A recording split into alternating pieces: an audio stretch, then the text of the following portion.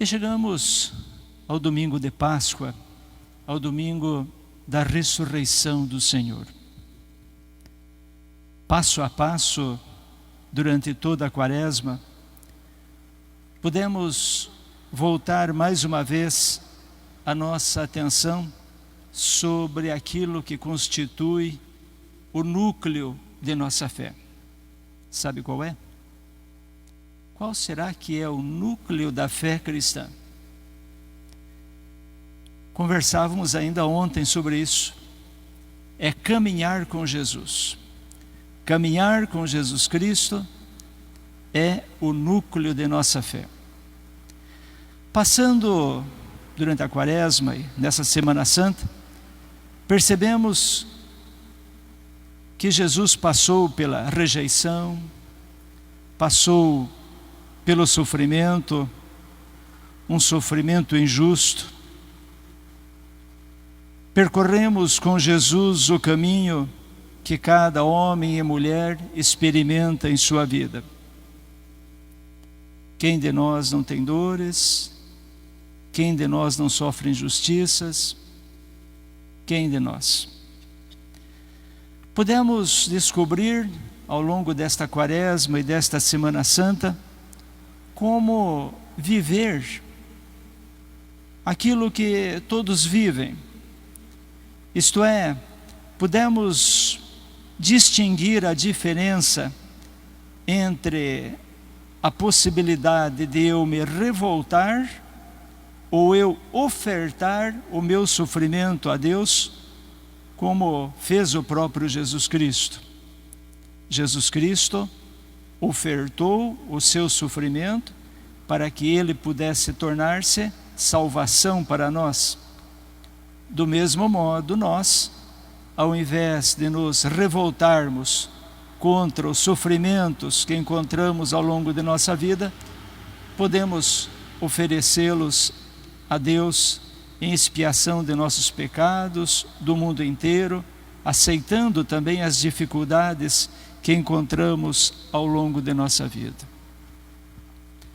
Recordemos que quando Deus revelou o seu nome a Moisés, ele o fez com estas palavras: Moisés, diga aos israelitas quem eu sou. Sou Javé.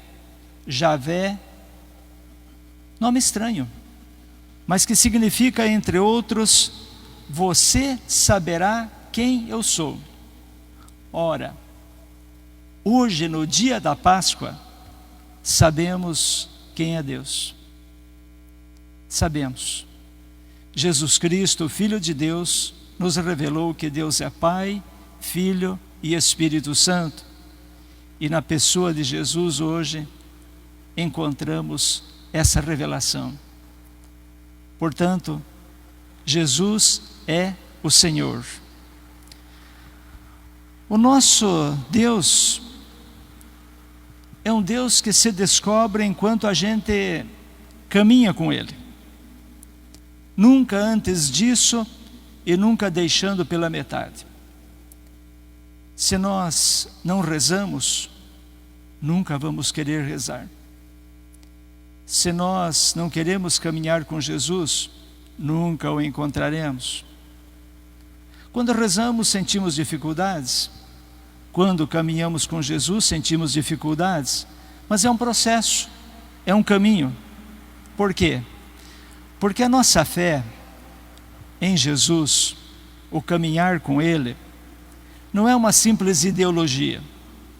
Não é um sistema de pensamentos morais ou éticos. A nossa religião, a nossa fé, não é sequer uma série de ritos com os quais se pretende elevar o espírito humano.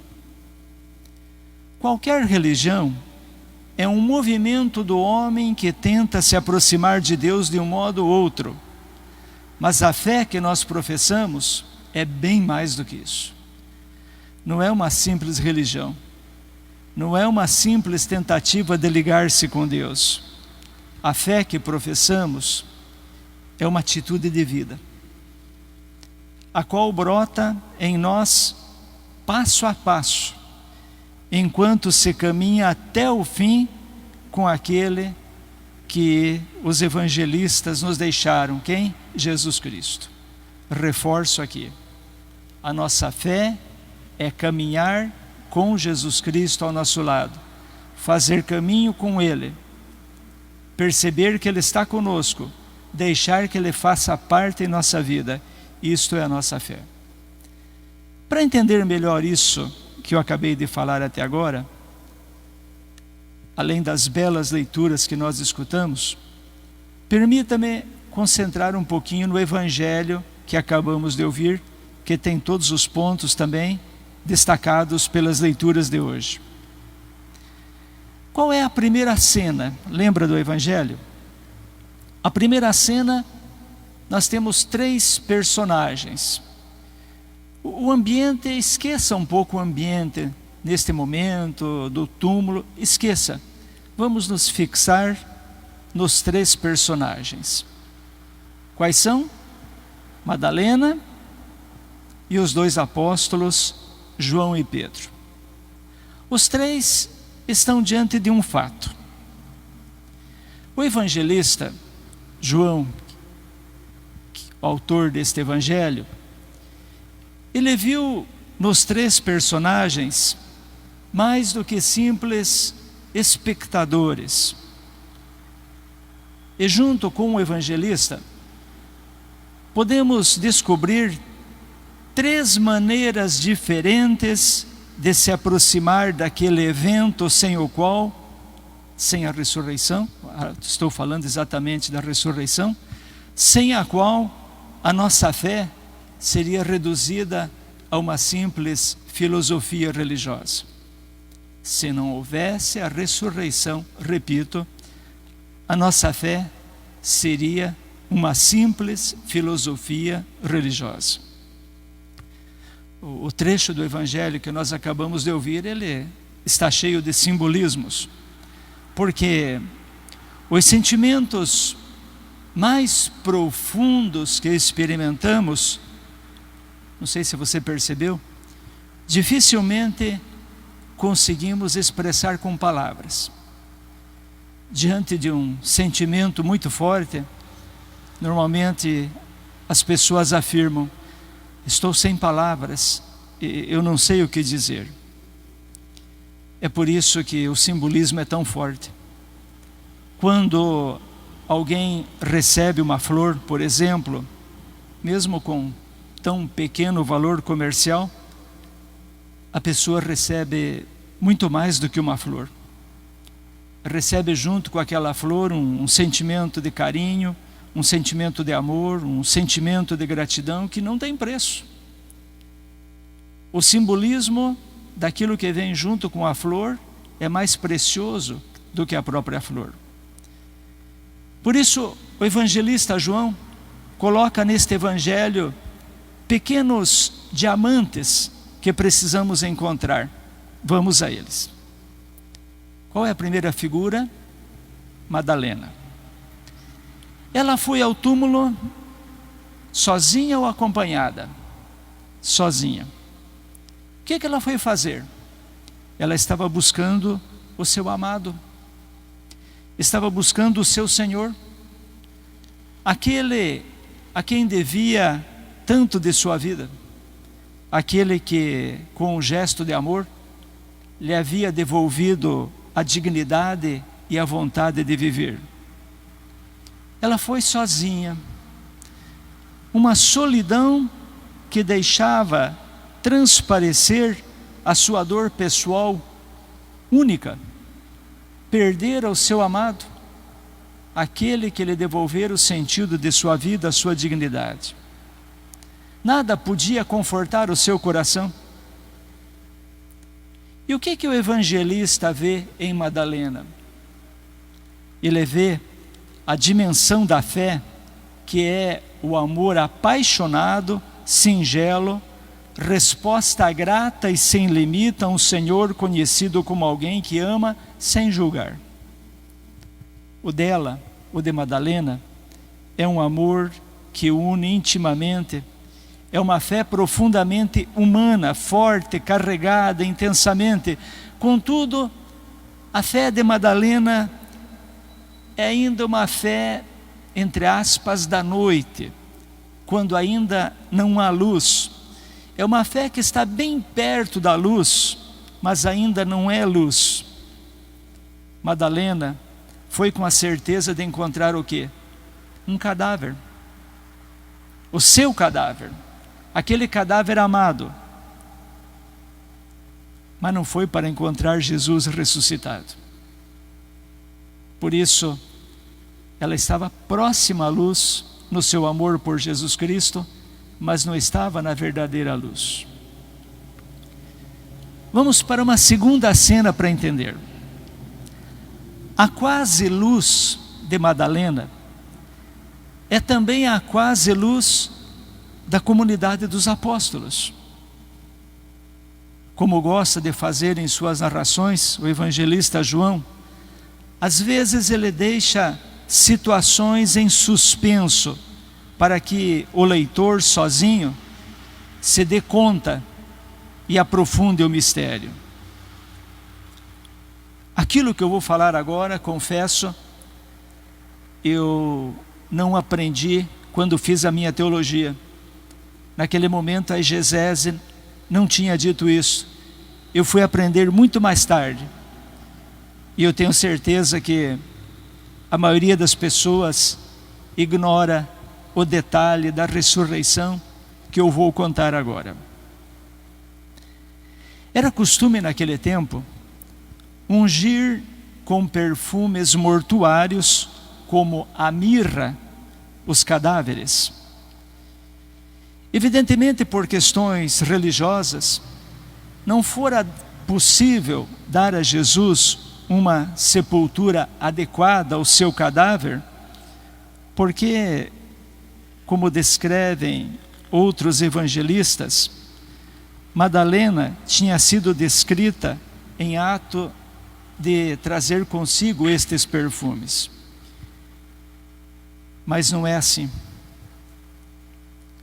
Na verdade, Maria Madalena tinha em mente no seu coração o vazio de sua perda.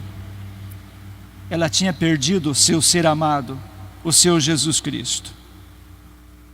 E ela vai ao sepulcro por essa razão. Para ela e para toda a comunidade, disse eu há pouco, é quase dia. Por quê? Porque ninguém, nem Maria Madalena, nem João, nem Pedro, nem os outros apóstolos, tinham levado a sério as palavras do Senhor em Betânia, quando a irmã de Lázaro ungira Jesus com nardo. Naquela ocasião, lembra o que Judas disse? Judas Iscariotes, o traidor, considerou um desperdício usar aquele caríssimo perfume. Mas o que Jesus disse naquele momento, e aos seus apóstolos e à comunidade reunida? Deixem que ela faça, que ela unja com nardo a mim, que ela guarde isto para o dia da minha sepultura. Procurem guardar os termos que eu estou dizendo para que eu afirme aquela novidade que eu disse há pouco. Mirra é uma coisa, nardo é outra coisa, é um outro perfume. E aqui Jesus diz, guarde para o dia da minha sepultura. Ora, se tratasse de mirra ou outros perfumes, seria compreensível imediatamente a expressão de Jesus, que nesses termos significaria a sua morte. Mas Jesus não falou de morte, Jesus falou de sepultura.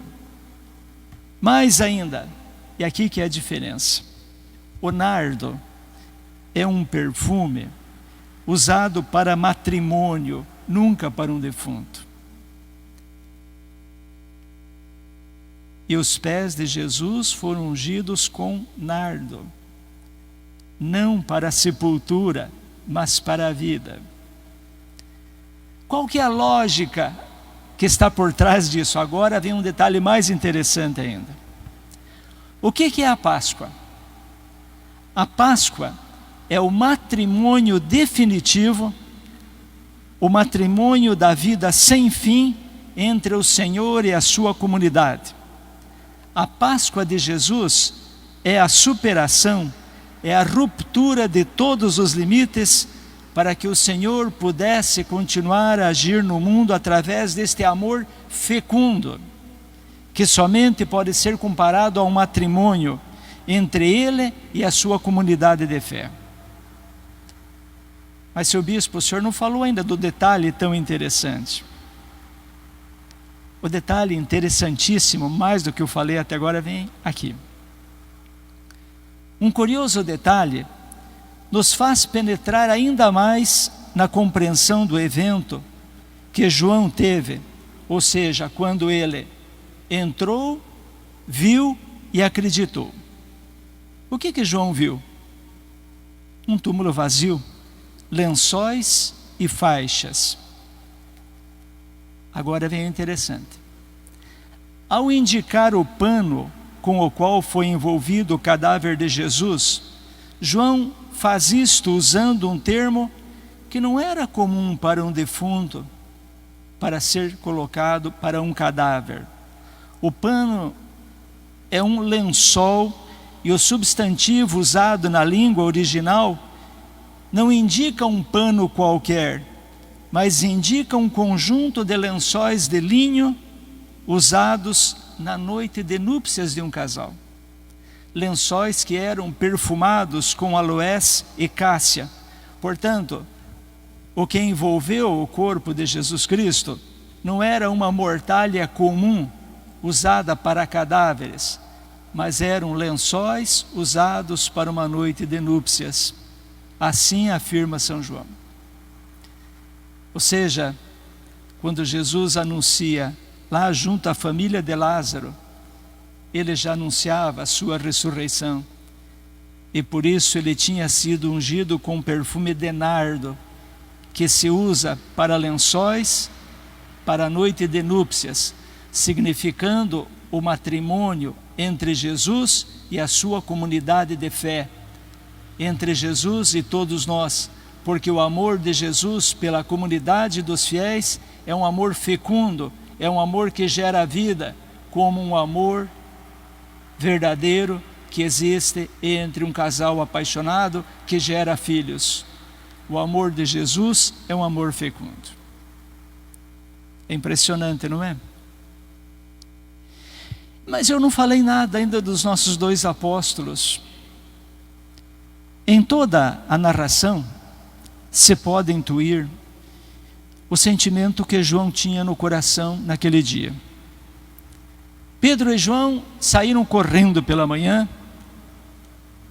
De repente, o que acontece? João não se importa mais com Pedro, mas por sua conta, ele corre. E corre rápido. Deixa Pedro para trás. Por que será? Vamos fazer uma análise humana aqui? Percebe-se aqui quase que uma pequena revanche entre João e Pedro. Por quê? Porque Pedro havia traído o Senhor. Pedro tivera medo até da palavra de uma serva, que por sinal naquele tempo, como era mulher e serva, não tinha valor perante nenhum na sociedade, tanto que aquela serva nem se atreveu a entrar no pátio do Sinédrio, ela não podia entrar. Naquela corrida vertiginosa que deixava Pedro para trás, estava escondida em João a reação daquele discípulo que amava o Senhor, mas que percebera em Pedro que o tinha traído. João tinha seguido Jesus até debaixo da cruz, onde ninguém se atreveu a chegar a não ser as mulheres e a própria Maria, mãe de Jesus, pois elas não seriam de alguma maneira atingidas pela reação dos judeus, mas os apóstolos sim. Mas no entanto, só João permaneceu fiel. a narração nos faz sentir aqui uma grande pausa. De repente, o que acontece? João deixa de lado a sua rixa pessoal, a sua justa razão contra Pedro e o seu impulso pelo grande amor com o Senhor, e num gesto profundo de reconciliação, de paz e de confiança, ele para e deixa entrar primeiro Pedro. Por quê? Porque Pedro era o pescador em que o Senhor depositava a sua confiança. Atitude bonita do apóstolo João. Chegou primeiro ao túmulo, mas deixou para entrar no segundo momento. Tudo se passa em segundo plano quando o centro é Jesus. Quando Jesus é o centro de nossa vida, nós deixamos as rixas de lado, por amor ao Senhor, sempre. Concluindo, eis a comunidade de fé que vê o que a outros aparece somente como um túmulo vazio. Para muita gente, Cristo não ressuscitou. Para nós, Cristo ressuscitou porque nós temos um olhar de fé. Esta profunda unidade e comunhão que supera as questões pessoais, como a de João e Pedro, por quanto justas que forem, é a condição básica para que se realize também o matrimônio fecundo do Senhor com a sua comunidade de fé, para que o mundo tenha vida e tenha em abundância. E por fim, os dois apóstolos voltam juntos para Jerusalém e dispensam qualquer palavra. A alegria estava na sua vida e nos seus lábios. Cristo ressuscitou e está também em nossos lábios. Cristo ressuscitou. Amém.